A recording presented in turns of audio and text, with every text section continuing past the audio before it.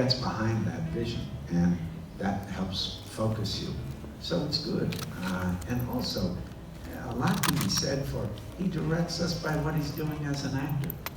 He states the terms, and he owns it. It's his world, and we enter that world, and by how he's executing, how he's performing, he tells us a lot about what world we're in, and then you play with him.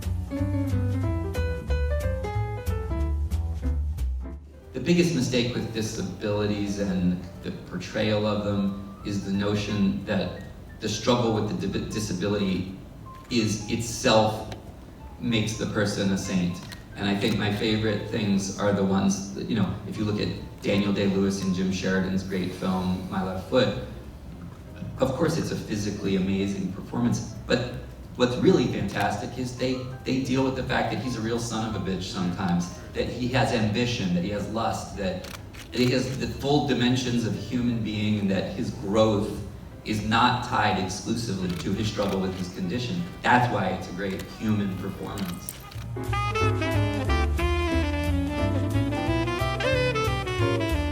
It's amazing to get people with that level of talent bringing it into your process, and weird, wild things happened. It was like, because Tom York wrote that ballad, but when we kind of helped me come up with this idea that when Laura and Lionel dance, which is an important emotional moment, we all felt like, if you're doing Someone to Watch Over Me, even if it's Miles Davis style, you're gonna go, oh, I know that song, and went and sort of had the idea, why don't we take that really cool tune Tom's written and rearrange it as if Miles Davis was playing this, and so you have a more subliminal sense of familiarity with it, and again, people's talent stacking up on each other, and then Wynton loving Daniel Pemberton's score so much that he volunteered to play the lead horn through the whole score, and those things start to just become,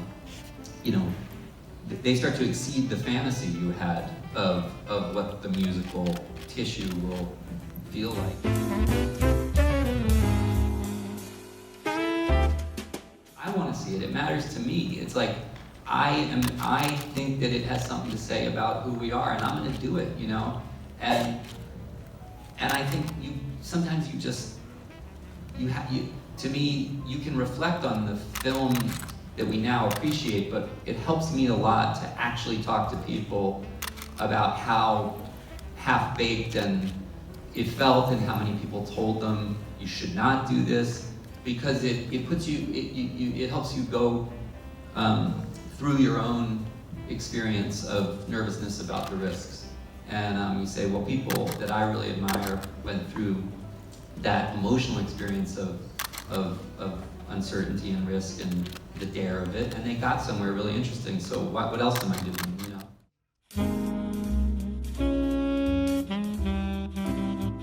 My solution is these guys. Like I specifically went to actors who, for me, in their theater training and in their background and in the quality of their work, I knew would show up with very, very fully realized performances and need very little from me, and who would help me get back into the intuitive place, and they did. The cast of this movie was my own anchor as an actor, and it was people that I have deep relationships with, or like in Gugu's case, whose work I was so drawn to. I knew we'd have a good collaboration.